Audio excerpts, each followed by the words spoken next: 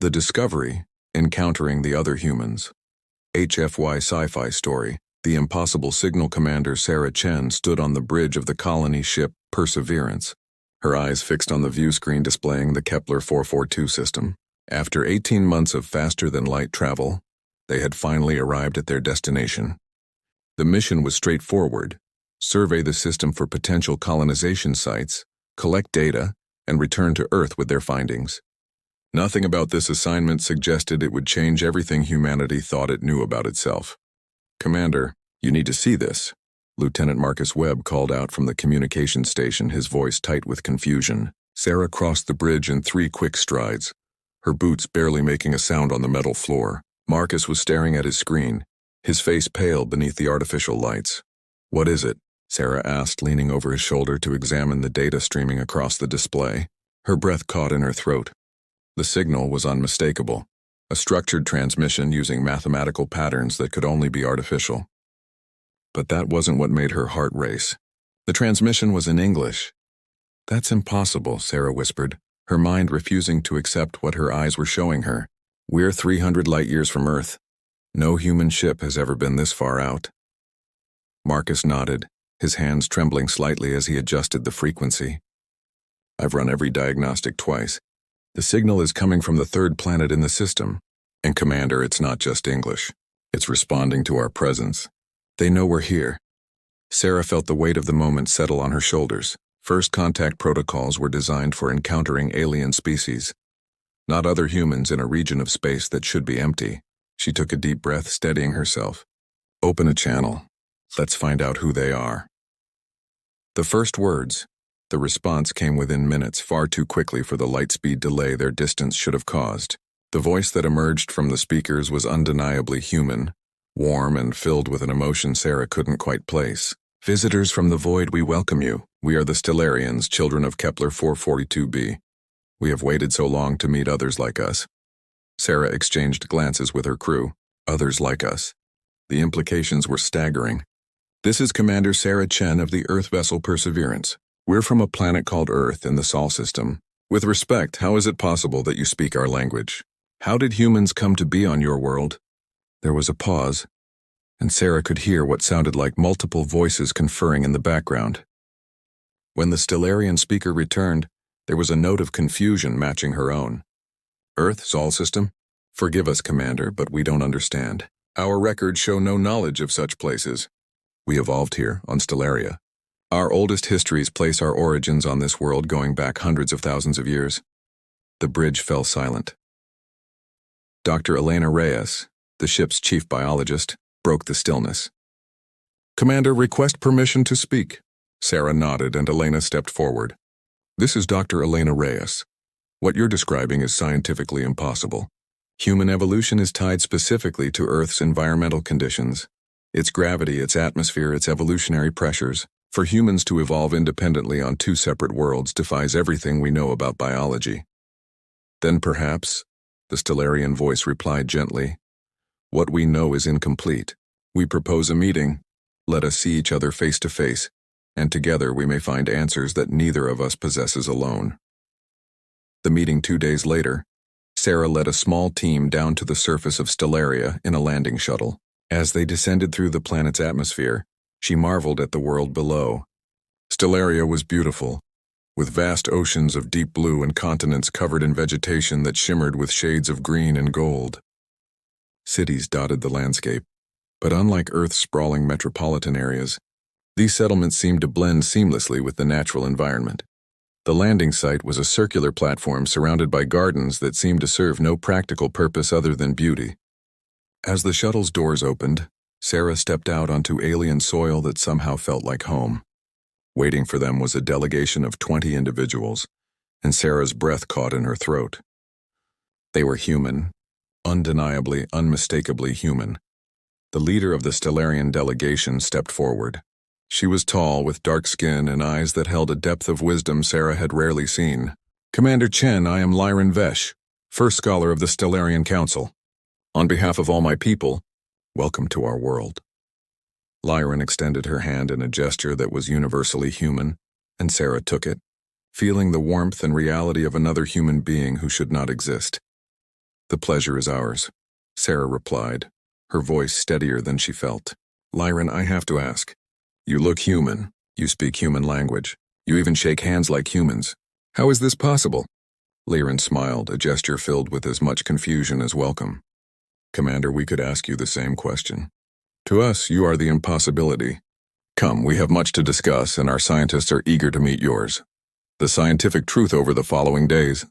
Teams from both civilizations worked together in an unprecedented collaboration. Dr. Elena Reyes led the biological investigation, working alongside Stellarian geneticists in laboratories that utilize technology, both familiar and alien. The results of the DNA comparison left everyone stunned. 99.7% genetic similarity, Elena announced to the assembled representatives from both worlds. That's closer than humans and Neanderthals. That's closer than most Earth ethnic groups are to each other. Statistically speaking, Stellarians and Earth humans are the same species. She paused, letting the implications sink in. But there's more. When we examine the genetic markers for evolutionary adaptation, we find something extraordinary. Both populations show signs of accelerated evolution, as if our development was guided or enhanced somehow. Lyran leaned forward, her expression intense. What are you suggesting, Dr. Reyes? Helena pulled up a holographic display showing comparative evolutionary timelines. I'm suggesting that neither of our species evolved naturally. The timeline doesn't work. The probability of humans evolving independently on two worlds is so astronomically small that it might as well be impossible. Someone or something placed us on our respective worlds. The room erupted in excited conversation. Sarah held up her hand for silence. If that's true, then who? And why? It was a young Stellarian archaeologist named Thomas who provided the first clue. Commander Chen, there's something you should see. We've always known about the ancient structures in our northern continent, but we've never been able to decipher their purpose. Perhaps with your perspective, we might find answers. The ancient mystery. The ancient site was located in a mountain range that the Stellarians called the spine of the world. As Sarah's team approached in a Stellarian aircraft, she could see massive structures jutting from the mountainside, their surfaces gleaming with a metallic sheen that had not dulled despite what the Stellarians claimed were hundreds of thousands of years of exposure. The structures were clearly artificial, built with precision that spoke of advanced technology. Symbols covered every surface, angular and geometric in nature. As Sarah ran her hand across one of the symbols, her suit's scanner began recording data frantically. These symbols, she murmured, they're not decorative. They're a language. A mathematical language. Dr. James Park, the Perseverance's linguistics expert, was practically vibrating with excitement. Commander, I'm picking up patterns similar to ancient programming languages. This isn't just a monument. It's a database, a record of some kind. Working together, human and Stellarian scientists began the painstaking process of decoding the ancient messages. Days turned into weeks as they unraveled layer after layer of information. What they discovered changed everything. The structures contained records of a vast project called the Diaspora Initiative. Holographic displays sprang to life, showing star maps marked with dozens of potential locations. The messages told of an ancient human civilization, far more advanced than either Earth or Stellaria had achieved, that had faced an extinction-level threat. Rather than let humanity perish, they had created seed ships, vessels carrying human populations in suspended animation, and scattered them across the galaxy to ensure the survival of the species. My God, Sarah whispered, watching the holographic display show seed ships launching into the void. We're all descendants of refugees.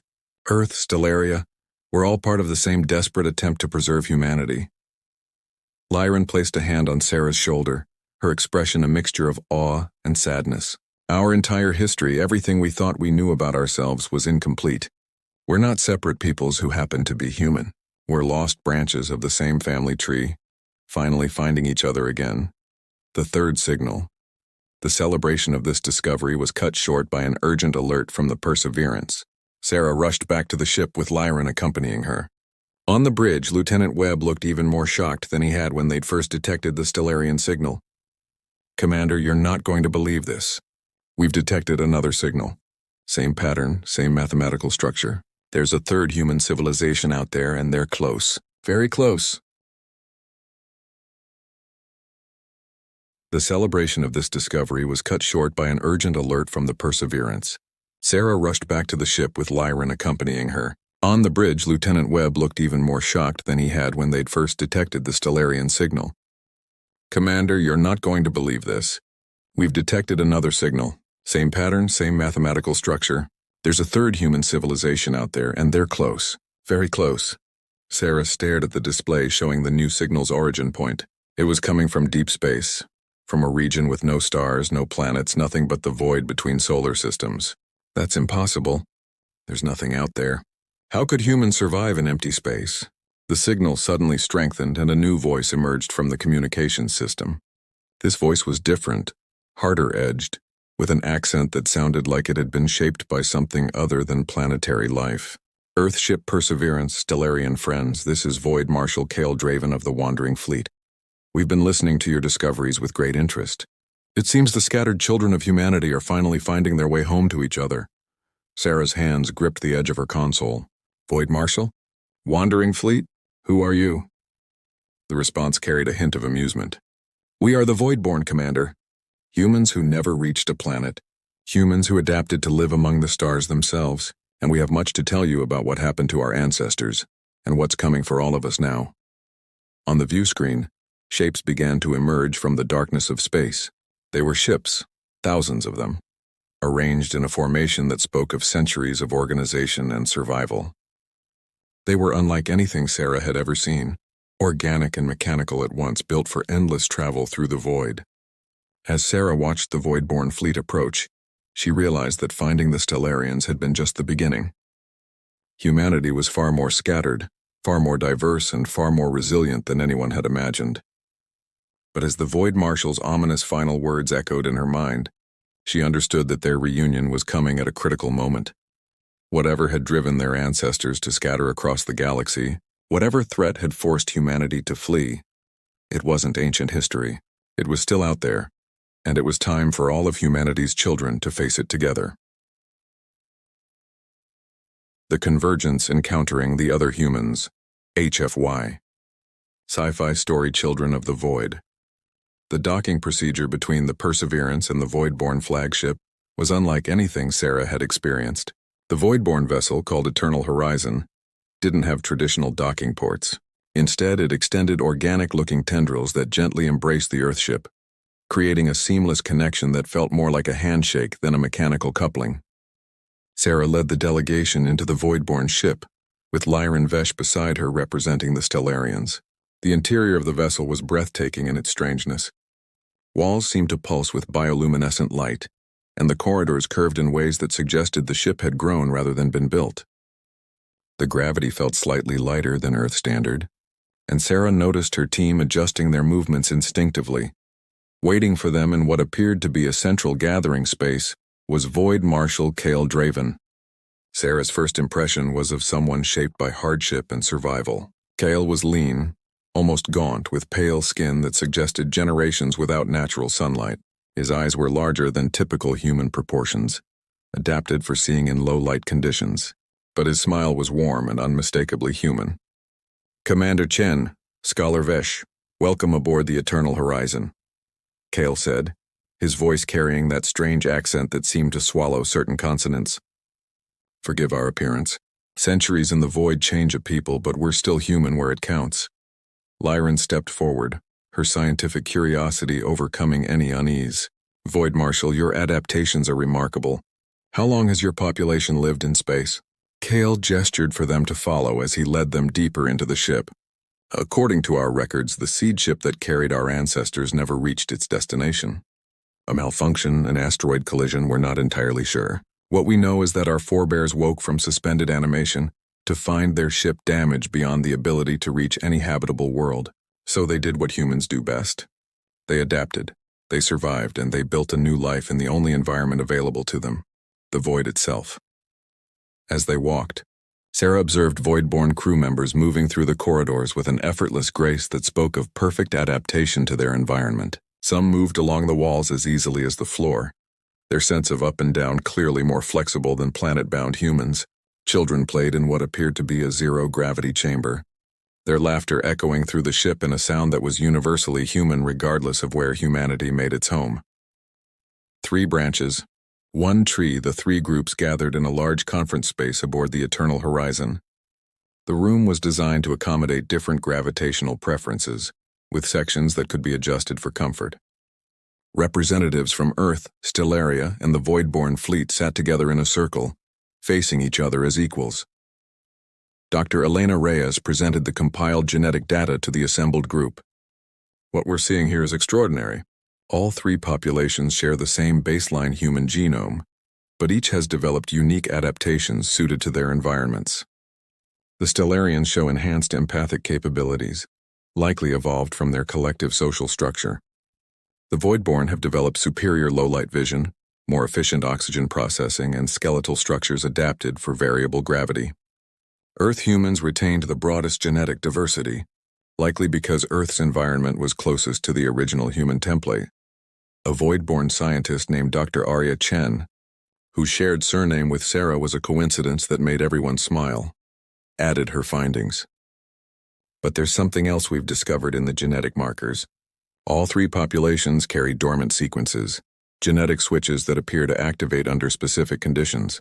It's as if our ancestors engineered us not just to survive, but to eventually reunite and combine our strengths. Lyron's eyes widened with understanding, a safeguard. They knew that any single branch of humanity might face challenges too great to overcome alone. But together, with our combined adaptations and perspectives, we'd have a better chance.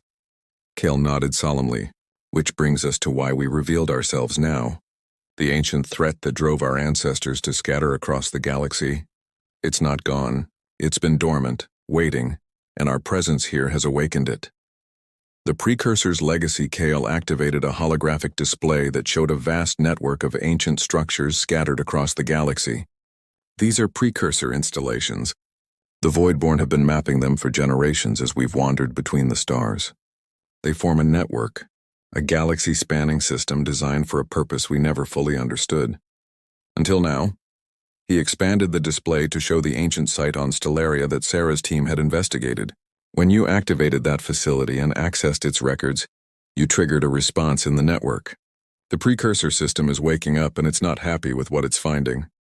Sarah leaned forward, her command training taking over. What do you mean, not happy? Are we in danger? A Voidborn historian named Elder Trace, whose age-lined face suggested he might be over 100 years old, spoke up. The precursors weren't human.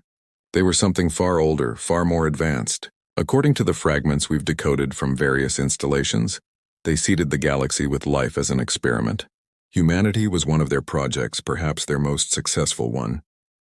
But their protocols were rigid. Any species that deviated too far from the original template was considered a failure, a corruption to be eliminated.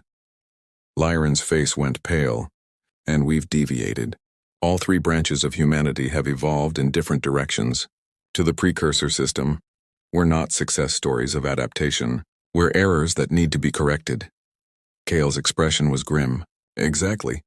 The automated defense systems are already activating. We've detected precursor drones moving toward all three of our population centers, Earth, Stellaria, and the Wandering Fleet. They're coming to wipe us out, to reset their experiment. The room erupted in urgent conversation. Sarah raised her voice to be heard over the chaos. How long do we have? Kale checked his datapad. Based on the drone movement patterns, maybe 2 weeks before they reach the first targets. Maybe less. United we stand. The next few days were a whirlwind of activity as the three branches of humanity pooled their knowledge and resources. The Perseverance became a hub of collaboration, with scientists and engineers from all three civilizations, working around the clock. Dr. Elena Reyes partnered with Stellarian biologists to develop a way to broadcast a genetic signature that might fool the precursor drones into seeing humanity as still within acceptable parameters. Meanwhile, Voidborn engineers worked with Earth technicians to upgrade the defensive capabilities of all three fleets. Sarah found herself in constant communication with Earth Command, explaining the impossible situation and requesting immediate military support. The response was swift.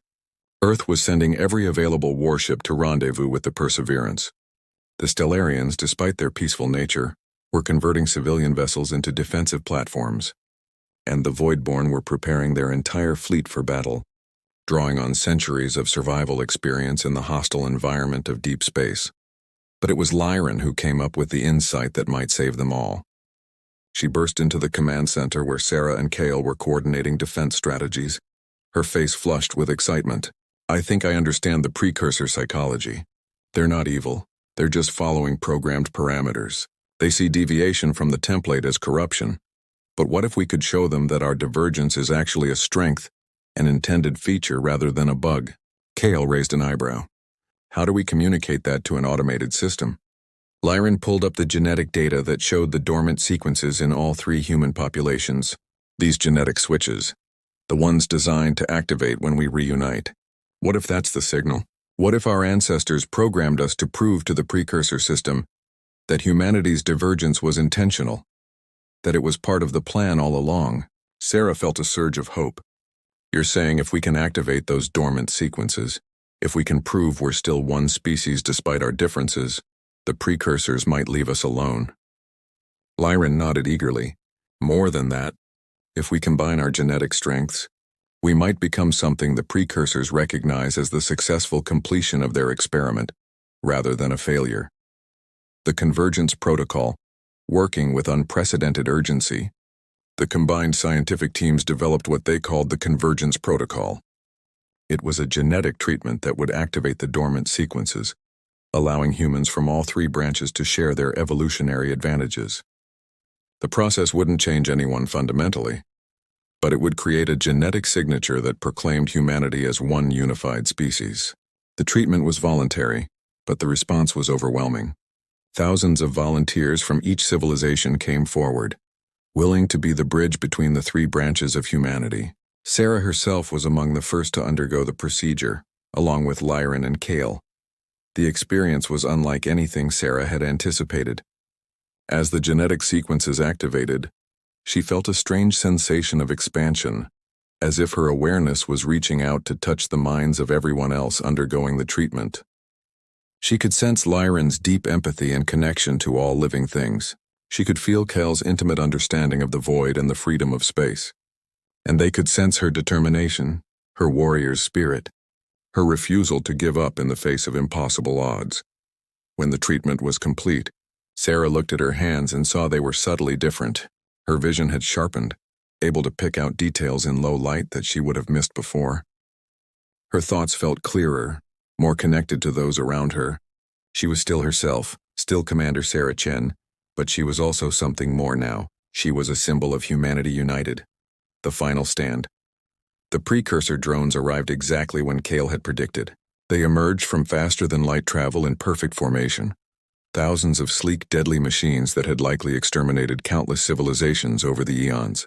The combined human fleet, ships from Earth, Stellaria, and the Voidborn all flying together, moved to intercept. Sarah stood on the bridge of the Perseverance, flanked by Lyran and Kale. The 3 of them had become something of a symbol for the unified humanity, leaders from each branch standing together. As the precursor drones approached, Sarah initiated the broadcast they had prepared. "Precursor system, this is Commander Sarah Chen representing the unified human species. We are not the corruption you were programmed to eliminate. We are the successful completion of your experiment. Observe our genetic signatures. We have maintained our essential humanity while adapting to diverse environments. We have proven capable of reuniting despite our differences. We are what you intended us to become." For a long moment, nothing happened. The drones continued their approach, and Sarah's hand moved toward the weapons control, prepared to fight if their gambit failed. Then suddenly, the drones stopped. They hung in space, their weapon systems powering down. A signal emerged from the lead drone, not in words but in pure data that every ship's computer could interpret. The message was simple: experiment successful. Humanity recognized as viable. Protective protocols disengaged. Continue evolution. The drones turned as one and accelerated back into faster-than-light travel, leaving the human fleet alone. For a heartbeat, no one moved. Then cheers erupted across every ship, every station, every human settlement across 3 civilizations. A new beginning. 3 months later, Sarah stood in the newly constructed Unity Station, a massive space station built cooperatively by all 3 branches of humanity. It orbited at a neutral point between Earth, Stellaria, and the primary Voidborn fleet position. a symbol of their permanent alliance. The station was a marvel of combined human ingenuity. Earth technology provided the foundation. Stellarian bioengineering made it a living space that felt like home. And void-born innovations allowed it to move through space if needed, never tied to one location. Representatives from all three civilizations gathered for the formal establishment of the Terran Coalition, a governing body that would coordinate between the three branches while respecting each culture's autonomy. Sarah had been offered the position of coalition commander, but she had declined. Instead, she nominated a council of 3 leaders, one from each branch to govern together. Lyran represented Stellaria, Kale spoke for the Voidborn, and Admiral James Morrison from Earth took the 3rd seat. As Sarah watched the ceremony, Lyran approached her with a warm smile. "You should be up there with them, Sarah. You brought us together." Sarah shook her head. "I'm a ship captain, Lyran. My place is out there exploring. Speaking of which, I have a new mission." Kyle joined them, his adapted eyes gleaming with curiosity. "Oh, what mission is that?" Sarah pulled up a star map on her datapad, showing dozens of markers scattered across the galaxy. The precursor records indicated multiple seed ships. "We've found 3 branches of humanity, but there might be more out there. More lost cousins waiting to be found." Lyran's face lit up with excitement. "A search mission. Sarah, that's perfect. And you'll need representatives from all 3 branches to crew your ship." Over the following weeks, Sarah assembled a crew for the Perseverance that represented the best of all 3 human civilizations. Earth officers brought tactical expertise and technological know-how. Stellarian scientists provided empathic communication skills and biological knowledge. Voidborn navigators offered unparalleled skill in deep space travel. Together they would search the galaxy for their lost family. On the day of their departure, Sarah stood on the bridge of her ship, looking out at the combined fleet that had gathered to see them off. Hundreds of ships from all 3 civilizations flying in formation, their running lights creating a constellation of human achievement. "All crew, this is the commander," Sarah announced over the ship-wide intercom. "Today we embark on a journey that our ancestors could only dream of. We go not as Earth humans or Stellarians or Voidborn. We go as one humanity, united in our diversity, stronger for our differences. We go to find our lost family and bring them home." As the Perseverance engaged its faster-than-light drive, Sarah felt the presence of her crew around her, humans from 3 different worlds working together as one. Whatever challenges lay ahead, whatever new branches of humanity they might discover, she knew they would face them together. The scattered children of Earth had found each other, and in doing so they had discovered something far more valuable than mere survival. They had discovered that humanity's greatest strength was not in being the same, but in being different and choosing to stand together anyway. The stars beckoned, and humanity answered as it always had, with courage, curiosity, and an unshakable determination to survive and thrive against all odds. The age of scattered humanity was over. The age of unified human civilization had begun, and the galaxy would never be the same.